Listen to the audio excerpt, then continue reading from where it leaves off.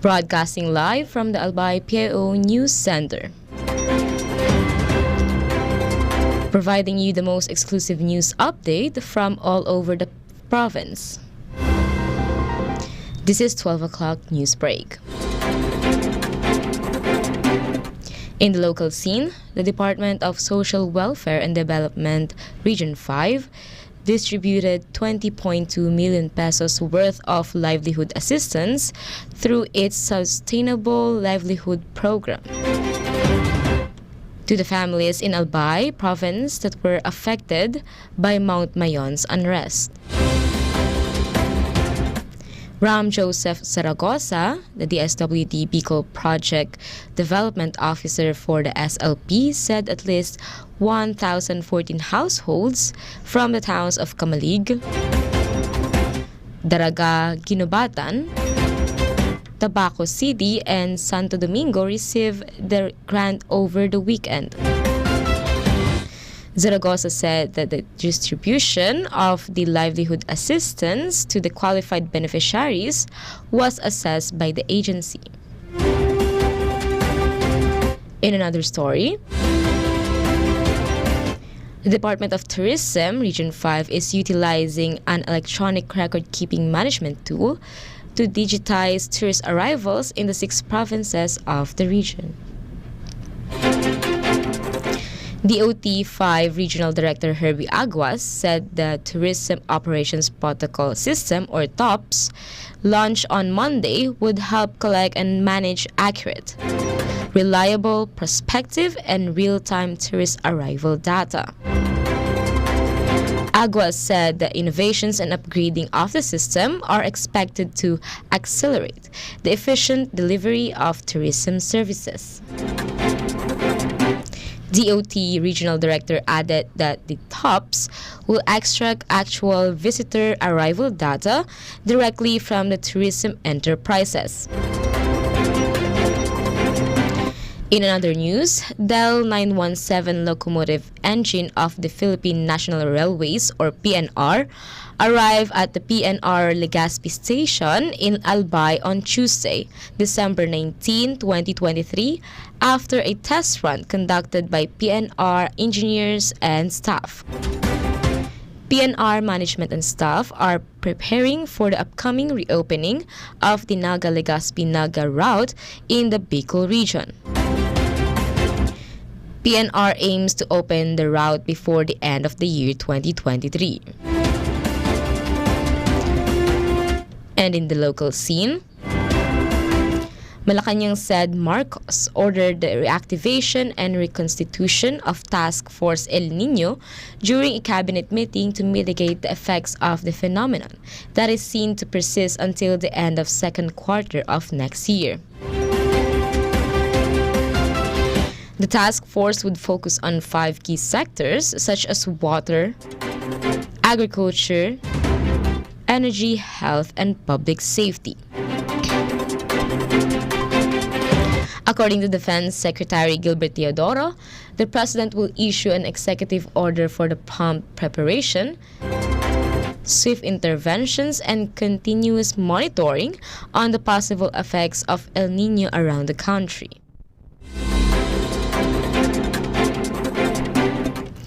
Marcos is reactivating the task force that was activated in 2001 through Executive Order Number 16. A national action plan has already been crafted by the National Economic and Development Authority, or NEDA, and has been submitted to the President. This, Theodoro said, became the basis of Marcos in recreating the task force. In another story, the Department of the Interior and Local Government, or DILG, 12 provincial governments, along with international pharmaceutical firm AstraZeneca and Diabetes Philippines, signed on Tuesday, December 19, a Memorandum of Understanding. DILG Secretary Benjamin Ben-Hur Abalos Jr. stressed that the partnership aims to deal with the health problem as 2.3 million people in the Philippines are afflicted with chronic kidney disease. Abalos insisted that the LGUs are vital in this fight against the dreaded disease, with the governors, mayors, down to the barangay health workers level. In another news, the Department of Agriculture, or DA, is targeting to add more Kadiwa centers in highly populated depressed areas by 2024. DA's Kadiwa centers serve as outlets for farmers and fishermen to sell their produce directly to consumers, reducing the need for middlemen and providing fair rates for both producers and consumers. The Kadiwa program seeks to create direct contact between farmers and consumers. The DA Secretary Francisco Kiko Tu Laurel Jr. said that the Kadiwa program is also a method of controlling those who wish to profit and raise prices beyond the grasp of ordinary citizens. In the news outside the country, Varna Naval Academy announced on its social media on Monday that the Bulgarian naval research vessel RSV-421 docked at the naval base in Mar del Plata after a 25-day ocean crossing. The Argentine city is the next port of call for RSV-421 as part of the 32nd Bulgarian Antarctic expedition, which also marks the end of another leg of its overseas voyage.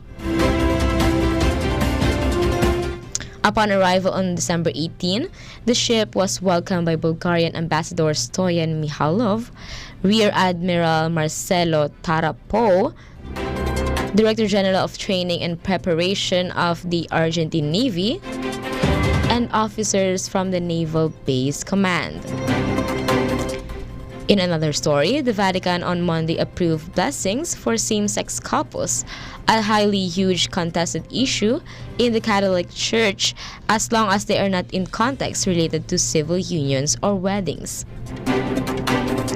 In a document approved by Pope Francis, Vatican backed the possibility of blessings for couples in irregular situations, including unmarried couples or divorcees, and for couples of the same sexes.